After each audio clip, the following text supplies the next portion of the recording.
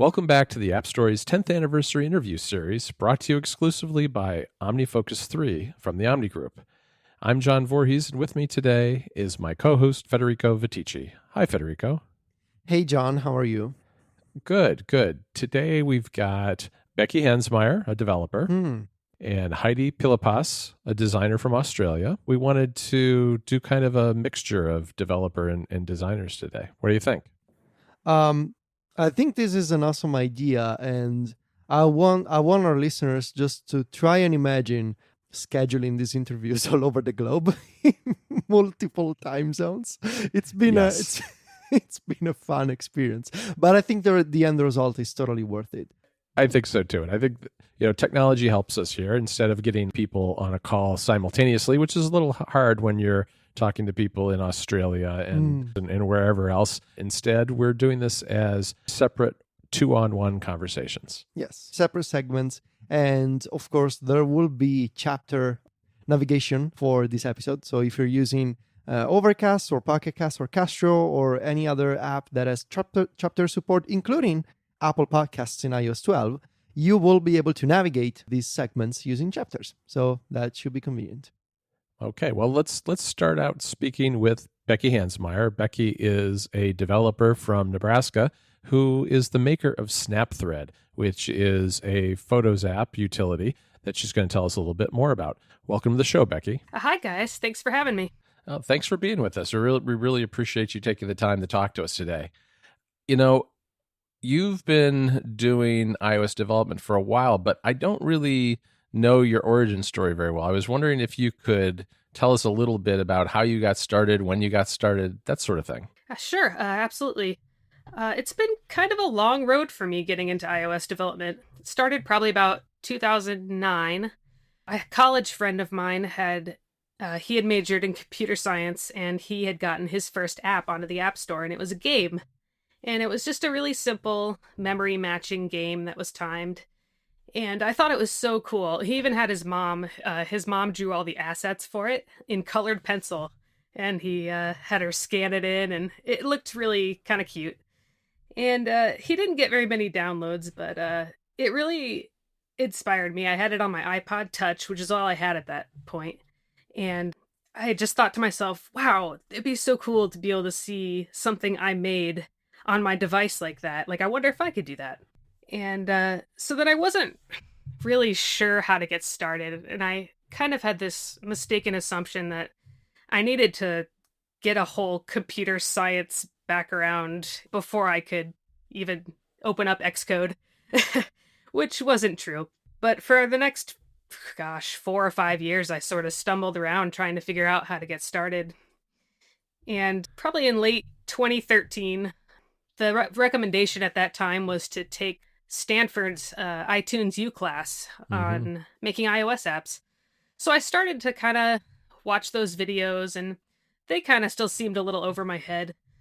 So then I did the next piece of advice that people gave then was to check out the Big Nerd Ranch books on Objective-C and iOS programming. So I bought those 2 books, and I went through the entire Objective-C book and half or so of the iOS book. And then June 2014 rolled along, and we all know what happened then. Swift was announced. And I thought to myself, everyone's going to be a beginner at Swift. Nobody knows how to use this programming language yet. And that was kind of the motivation I needed to really just dive in. And what really finally got me there the last bit of the way was an ebook that I had downloaded from the website AppCoda. And it was just a beginning iOS programming with Swift, I think it was called. And it was just a really simple tutorial on making a restaurant finder app. And it was so approachable and so easy for me to understand that after that, I think I quit halfway through the tutorial and just started making my own to-do app. It sounds a lot like you started in a way that's very, very similar to the way I started learning development, which was I really just stumbled around trying to find resources, and it was really hard to know where to get started, and things like those Stanford courses were a little hard without some background in programming to start with. And it wasn't until I found a project that I could really dive into that I wanted to make for myself that I really got started. I mean, was that kind of how it was for you as well? Or was it something else that really made that to-do app finally click for you? Oh, definitely. It was just like you said. I had an idea that I thought was unique for a to-do app, and that's what got me into it. But then I ended up abandoning that eventually and working on something else. But because I didn't think the App Store needed another to-do app.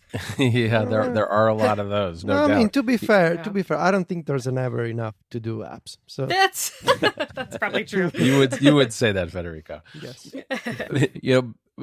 Becky, when you got started around, I guess, 2013 or so, Swift was just getting started, which is a great spot to jump in. But things in the iOS SDK have ballooned over the years since the App Store launched 10 years ago. And it just feels like there's so much now for people to understand and know that it's really, it strikes me as kind of hard for a solo developer like yourself to get started. Do you think there's still room for solo developers or really small shops to get started despite the fact that iOS has gotten so big? Oh yeah, for sure. I think that barrier to entry is lower than ever because there are just so many different types of learning resources out there now. I mean, just YouTube channels full of Swift tutorials, and some of them go through making an entire app that, like, there's a guy, I can't remember his name, but he does YouTube videos that recreate apps like Instagram and YouTube, and those are pretty complex apps. Mm-hmm. And just from watching those, I think you could learn a lot from following along. So I think that barrier's really lower than ever, especially if you find yourself a different learner than most people. Say you can't learn by reading a book or reading an article, but you'd rather watch something or you'd rather listen to something. There's all those options are out there now.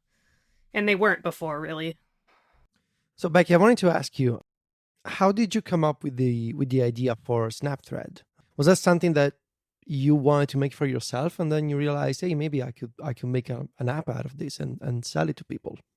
Yeah, it was. I had been taking tons of videos, little 10-second clips in Snapchat of my son, just doing goofy things and sending them to my parents and things like that. And I thought, there's really no app that lets me take these portrait mode videos and just put them all together into one compilation. And so that's what Snapthread started as. It only supported portrait videos and didn't have any support for live photos. And then a friend downloaded it and asked me, hey, why doesn't this thing support live photos? So then I added that support, but it was still portrait only. And then I got people writing to me asking me, hey, why doesn't this support landscape?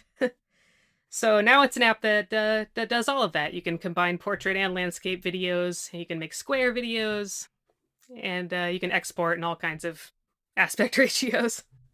Yeah, I mean, I'm a huge fan of the app, especially since you added the live photos, because that's exactly my use case. That I take tons of pictures of my dogs, not actual human beings, just puppies. Well, they're not puppies anymore. They used to be, and I took thousands of pictures last year, and I can stitch them together with Snapthread. So that's my use case, which is amazing. It's so the idea is so pets and kids, exactly. Like the use case is so simple, and yet so once you use it, so obvious. Like, why isn't Apple making this a feature? Which actually leads me to this question: how would you feel if Apple eventually made its own feature that sort of Sherlock Snapthread? So they'd probably have to add that to Clips, right? Because that's really their app for doing things like that. I could see them doing that in the future, for sure. I think for me, I just have to stay vigilant, be looking for other ways to make Snapthread unique. I also think that there's some work that Apple's engineers might not be willing to put in to do landscape, the widescreen aspect ratio and portrait. Because right now Clips just does squares, which is fine, but it's a lot of work to support all those different formats. Yeah. Yes, I like Clips. I think it's got some really interesting ideas, but the fact that it still saves everything to Square doesn't make any sense to me. I mean, I could see why originally on Instagram, and it makes sense to have the Square format, but now I don't know about you, but like everybody I follow on Instagram now, especially my friends who are not into tech and didn't use the original Instagram, they're not Instagram purists in that sense. They post any format that they want. They don't have it. Right. It's not just squares and squared video anymore. Well, and now that stories are so big Exactly. in all of those apps, the portrait especially is more popular, I think. Right. Becky, I wanted to ask you a little bit about the pricing model for Snapthread, because it's a paid upfront utility. And I wanted to ask you a little bit about what are some of the challenges and hurdles you've faced with that kind of pricing model and with that kind of app. Well, it's just hard. It's hard to set a price in the first place. Clips is free, so any price I offer is a barrier for people to download it. Is $1.99 a good price? Is $2.99 a good price? I don't know. But probably the biggest barrier is that people can't try it first. And so I get a lot of 1-star reviews of people that it wasn't what they wanted, it wasn't what they thought it was. And that bums me out. Yeah. Do you think something like free trials might help with a situation like that? It would. Maybe not the sort of hacky workaround that Apple's put its stamp of approval on recently, but true free trials I think would help with that. Yeah, it's interesting that those changes were made to the App Store guidelines at WWC because they weren't publicized at all by the company, and they really didn't change anything. There were several. I guess more than anything, they were clarifications to the guidelines and the current practices more than new rules. Where I think some people reported them as though they were brand new, but they really didn't change anything. I think as Omni pointed out on Twitter and elsewhere. Right, and Daniel Jalkut wrote that great blog post about all of the ways that it's not an adequate solution to the problem. Among those, the big ones, family sharing and school volume purchasing aren't possible. Right. So Becky, I wanted to ask you that, like, I'm a writer. I have my own website, but what I do isn't just about writing. So I need to take care of the business aspect. I need to take care of emails that people send me if they have a problem with my memberships. So there's a bunch of, you could say that I wear many hats. And I wanted to ask you if maybe this is something that you can relate when it comes to indie app development, in the sense that you need to take care of actual programming, but also design and also support and also, doing marketing and PR, all these different aspects of the business that unless you have someone who's helping you out or a contractor, I don't know. But if you're an individual, these are many different types of tasks that you need to take care of. How do you deal with that? It's definitely a juggling act, and it's hard, especially with me. I have to keep an eye on my 2-year-old all the time, and Right. It's hard to answer emails. And, I feel like almost every support email I reply to starts with, "Hey, I'm so sorry. It's taken me, 2 weeks to get back to you." Yeah. That's a snippet in Texas Panda for me. Yeah. Is it mapped to just hi? Hi, sorry for Hi. the late reply. Yeah. And I don't feel that marketing and the business standpoints, it's not really my strength. I wish I did have someone to help me with those things. But you just have to do the best you can and take advice from other people and ask for help, when you can afford it. But otherwise, it's definitely a challenge. I can imagine. I can relate to that too. I mean, I've been in the same position with my app. I want to ask you a little bit about your blog, though, because you write fairly frequently, and you write about a lot of topics about your journey in becoming an iOS developer and related things. What role does that play for you in kind of your evolution and learning process of becoming an iOS developer? I'd say it's helped me out a lot, and it's so nice to be able to look back, at former years and just see how far I've come. It's a big confidence booster. And I've also found that it's a great place for me to sort of ask questions about technical things. It feels like a safer place to ask those questions than, say, Stack Overflow, where sometimes people can be a little rude. And if I'm asking on my blog, I feel like people are there because they like my writing or they like my app, and they're probably going to be pretty nice in their replies. And I found that to be true so far. People just want to help. So that's been really nice. And it's also been a place where I can kind of hold myself accountable for progress I'm making towards my goals and development and learning. Yeah, I can see that, especially when you're working on your own, right?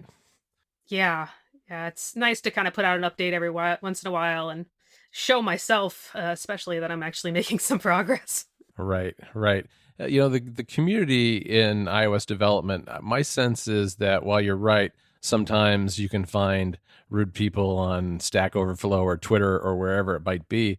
There seems to be a fair amount of good people out there who are willing to help and offer advice. Have you found that as well? Oh yeah. Actually, I haven't experienced one instance where anybody has really harassed me or made me feel uncomfortable. Everyone's just been really welcoming and friendly. That's great to hear. I mean, I know that there's a lot of progress to be made, but I feel like there has been, especially, there just aren't that many women in iOS development or Mac development for that matter at this point. And while I see it getting a little better over the years, it's still far from where I mean I'd like to see it and where I think it should be. I mean, what's your experience been in kind of that world? Well, I've never worked for an actual tech company, and I didn't go through a computer science traditional college track or anything, so I haven't experienced a lot of that firsthand. But I do see that there is a long way to go. I should say, and I think that the Apple community has been doing a lot of good things in supporting, App Camp for girls, and I think if I were to give advice, I would say to try to support local efforts, at schools nearby and stuff, because I think like showing girls that they can do this and that this is for them, and I think that's really important. And if a lot of the developers I follow on Twitter are parents, and they can encourage their kids at home to Mm. that this is the normal. There are men that do this, there are women that do this, and Right. that's completely normal. Yeah. Yeah, it's interesting. I think that's how I feel about it too, in terms of working at a young age as a parent and through the school system. Because I know my kids, I've got boys, but as they went up through the school system, I felt like there weren't. Not only were there not good opportunities for girls, and the girls were being left behind, but there weren't really good opportunities for kids. Period. That Right, schools are right. just kind of behind in this sort of thing. They really are. And I was really good with computers in school, and my teachers would acknowledge that and my peers would acknowledge that, but never once did anyone say to me, "Hey, you're pretty good at this. Maybe you should take a computer science class or something like that." Like not no one ever said that to me, so I didn't even consider it. Yeah, it sounds like it's the same situation everywhere, both in the US and in Italy. Yeah. When I was in high school 10 years ago at this point, and nobody ever tried, of our teachers and the assistants and the technicians who were we had a computer room. So in 2007, in my high school in Italy, we didn't actually have computers in classrooms. You needed to go to a dedicated computer room if you wanted to do computer things. Yeah, that's the way it was for me Yeah. too. So, and nobody ever tried to say, maybe we should try and do something more creative than just, here's how you can use Microsoft Word, or here's how you can use Excel. It was super boring stuff. And it makes me happy that maybe things are slightly better today, especially when I see stuff that Apple is trying to push in the US. I'm not sure if there's anything coming out of this in Europe or in Italy for that matter. But when I see things like Swift Playgrounds or the new Everyone Can Code initiative, that makes me happy that this company is trying to push this sort of programs and this sort of maybe future career opportunities. Now, as a parent, what do you think of Apple trying to convince local school organizations and trying to form these courses and these curricula that are trying to help kids coding and learning programming, learning Swift and all this? I think it's fantastic. I wish they had done that 10, 15 years ago when I was Right. when I was in school. It really is great. I can't see any downside to it really. And I like that it's everyone can code. It's not everyone should code necessarily, but it's Mm, saying if this is something that interests you, there's nothing holding you back. You can do it. And I think that's great. yeah. And I would love Apple to see I would love to see Apple doing more on the iPad from this point of view, because I think it's awesome that they have playgrounds. I would love to see Xcode on iPad. Honestly, Oh, me too. I will. You and me both. Do you use your iPad much for work, for development? Is there anything that you can do for development on Gosh, not much. No. Yeah. See, that's the problem. Yeah. Yeah, I mean, beyond documentation, there's really not a whole lot you can do. I was excited when we got Swift Playgrounds because it has that special keyboard that looks an awful lot like a keyboard designed to allow you to use Xcode on an iPad, but we're still waiting at this point. Yeah. Well, maybe in phase 2 or 3 of this whole marzipan situation, we'll get there. Yeah. No, it's funny that you bring it up, because I wanted to ask you. This was one of my questions actually. Do you think there's potential for something like Snapthread on the Mac, or in general? Does this marzipan, or sneak peek as Apple is calling it, does it make it more likely for developers like you to consider, hey, maybe I could make a Mac app at this point? Definitely. I'm as soon as that's released to developers, I'm gonna take a look at it because I think that Snapthread is a good candidate for the Mac.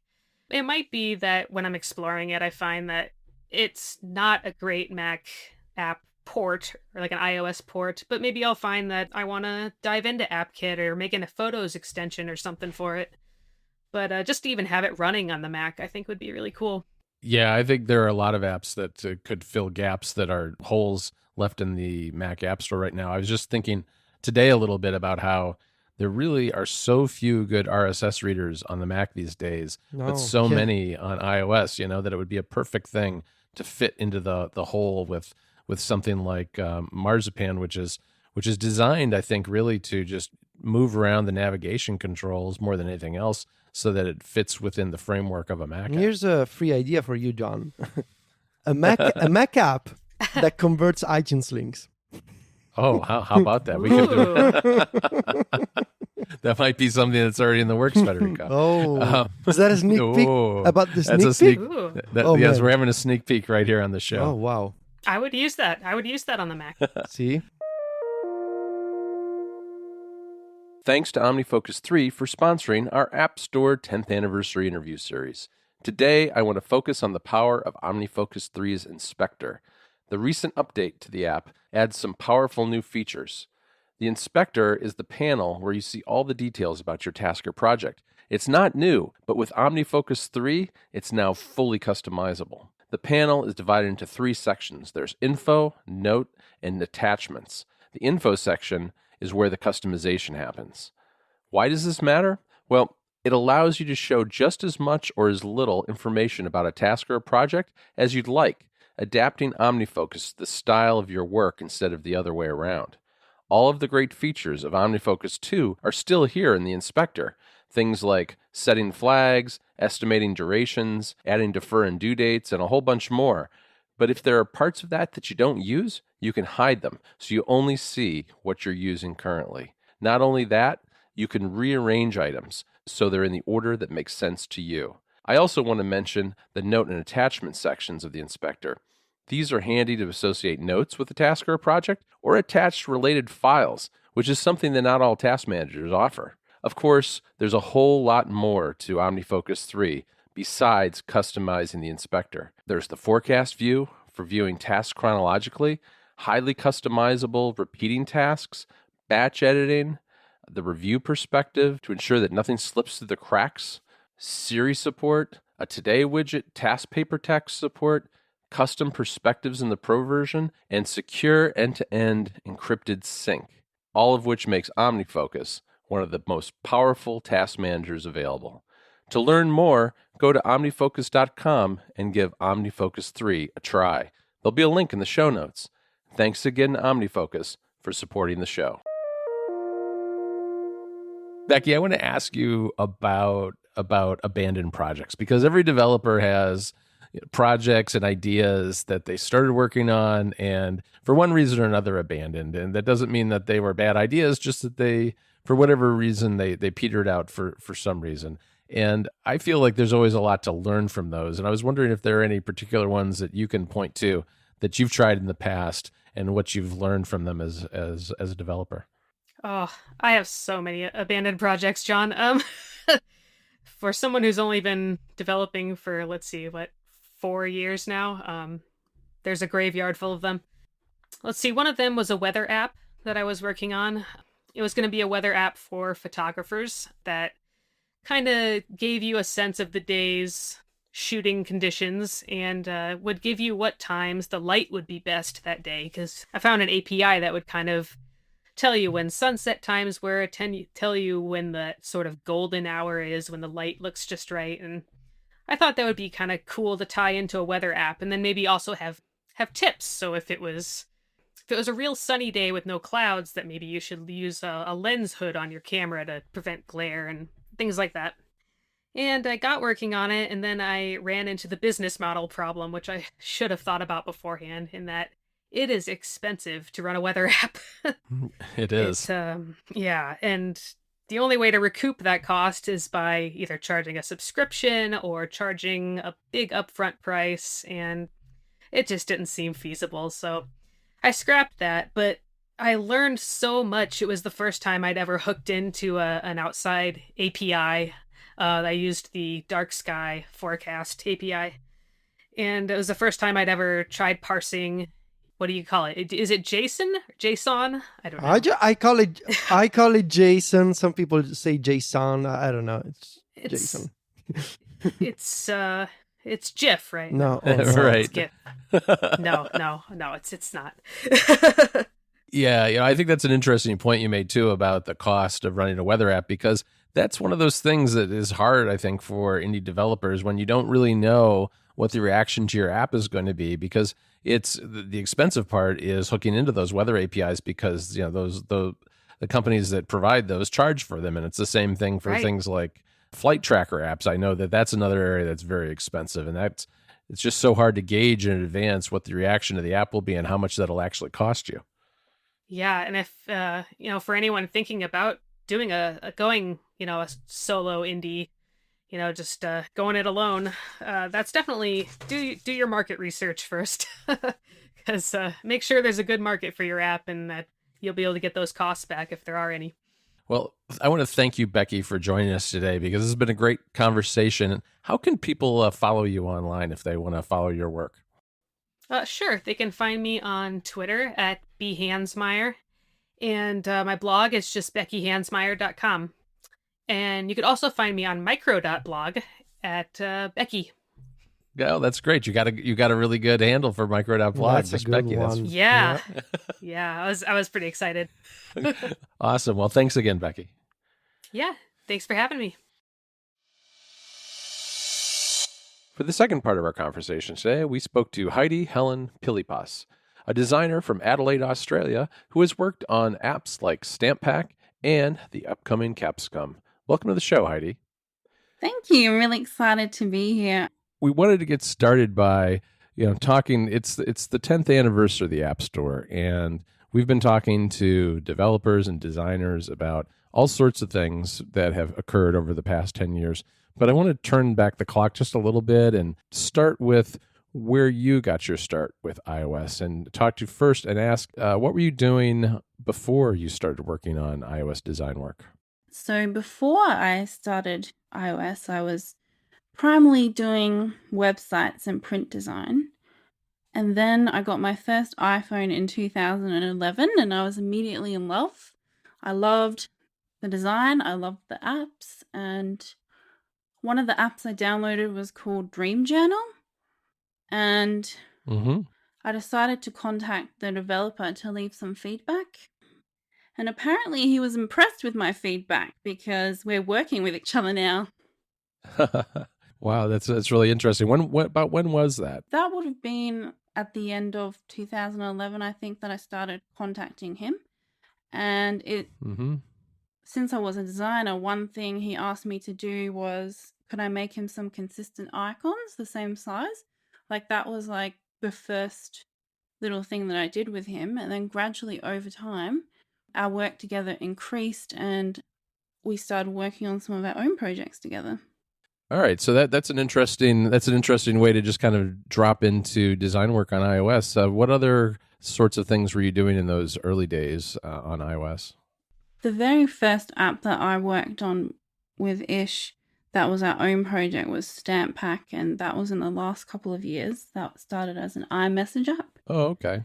And then we made an iOS app version of that where you could copy the stamps into other apps as well. Before that, I was kind of helping him on some of his other projects that he had. Mm-hmm. He worked on an app called No More Diets with Dr. Jen.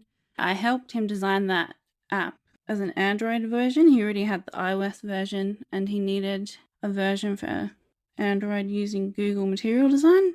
So that was one of the first things I played around with, even though I'm an Apple person and I had an iPhone myself. And then later I got to make my first iOS apps. So, Heidi, I wanted to ask you, when you started working on iOS apps and sort of engaging with the, with the indie iOS community, did you find the community of developers, designers, the press, users to be a welcoming one? Because I've never been a developer myself. I've never been a designer, of course. I just write about apps. But I wonder, like, someone who's coming onto the scene, releasing a new product, what was the relationship between, fellow designers and developers like? So when I first started, I was more in the background. Like, I wasn't so publicly known by people. Mm-hmm. And then later when I released Stamp Pack, I found people actually to be very welcoming to me. Yeah, I mean that's great to hear, because I talk to a lot of developers, and there's always this question of, and designers, of course, there's always this question of entering a space or a market that is so crowded right now. You got millions of apps and you got thousands of independent developers and designers. Everybody's trying to find a career path in this space. So I can imagine how maybe it can feel a little daunting, especially at the beginning. So I totally understand that. Let me ask you this. As a designer, how do you usually balance sort of bringing forward your individual artistic expression versus trying to respect and sort of conform to the guidelines of the platform? For example, you got the Apple guidelines, right? The interface guidelines, but also you have your own taste and your own, thought process on design. How do you balance those two? Well, firstly, I'm a big fan of the guidelines. Before I started designing for iOS, I read through them and I find them to be very useful. I also went through Meng Tu's design code guidelines. He had a whole bunch of stuff in there about designing for iOS, and I just think they're still called guidelines, so you have to know when it would be okay to break them. Not all the time is it okay, and I think you know that answer by, would it actually be better for the user, or would it be a delightful experience if you try something different? Yeah, that's a really good point, because the human interface guidelines have not changed nearly as rapidly, I don't think, as the actual style that happens to be popular at any one given time on iOS. I mean, we've seen a real interesting progression in the early days of very realistic, highly textured, lots of drop shadows, kind of the skeuomorphic look that was peaked somewhere around iOS 6. Yeah. And then it swung very far the other direction with a very flat look, very bright, vibrant colors, not a lot of borders around buttons, that sort of thing. And I was wondering, I mean, how do you, now it feels like we're kind of starting maybe to swing back a little bit the other direction, maybe back towards the middle. I mean, how do you feel about kind of where things stand today in terms of what's in vogue with iOS design? I really liked the flat look, and I thought that was consistent with the platform. But then the more I've gone on in design and matured, I now have an appreciation for the skeuomorphic, textured 3D, and is a good metaphor for interacting with things on the screen to the real world. So Heidi, I wanted to talk about iMessage now. It's a topic that we've covered a bunch on App Stories, in particular in regard to the sort of the difficulties of the iMessage App Store as a separate kind of app store on iOS. And I know that you've designed sticker packs for the Messages app on iOS. Mm-hmm. And I've heard the stories of other developers and designers who worked on sticker packs and iMessage apps, and really they haven't taken off. Mm. The average consensus is that it's really difficult to make it work on the iMessage App Store unless you're one of these big brands like Disney and you have, I don't know, Star Wars sticker packs, or you have a movie and you do the sticker pack about the movie, stuff like that. What are your thoughts on Messages on iOS and the iMessage App Store? Right. So when it first came out, I think Apple designed it in a way that was hard for the average user to find it and discover it. They didn't know where it was in the UI. In the Messages app, it was kind of hidden. And you could also download stickers and other iMessage apps from the normal App Store. So users could download those and then not know where it went because they didn't see an icon appear on their home screen. So a lot of users actually were like, I downloaded this and I didn't even get it. And then later, when Apple kind of improved the discoverability more, improved the UX of finding it, I feel like it was a little bit too late because first impressions count. And by then, a lot of people had moved on. Yeah, I can see that. That's the kind of complaint that I've gotten emails from people who get in touch with us because maybe we reviewed one of these iMessage apps and people follow a link, bought the app, and then they said, I cannot find the app on my home screen. Where did my money go? So I can totally understand that. Do you think that maybe Apple with iOS 12, they're sort of trying to expand the audience for stickers? Because I've seen that you will be able to use stickers, I think, in iOS 12 in FaceTime and in a bunch of other places in the Messages camera in FaceTime. Do you think that could be an interesting avenue for developers of existing iMessage sticker packs? Definitely. I think there's a lot of categories of stickers that would do really well there. I'm someone who really loves flower crowns in Snapchat and Yeah. looking pretty. If someone made a sticker app for that, I would be all into that, putting it on my FaceTime conversations or photos. Yeah, I have another friend who has a thought bubble sticker app, and that would be cool. You could stick your little thought Oh yeah. over your message. Yeah, that's really those. I think all those kind of things would be great, or hats and that sort of thing. It could be a big category for FaceTime. I wanted to ask you, I guess, about Stamp Pack a little more because you mentioned that started as an iMessage sticker pack and then became a full-blown app. Yeah. Was the issues with the iMessage store part of what went into that decision? I mean, explain a little bit, I guess, about why there is a separate iMessage app and regular App Store app.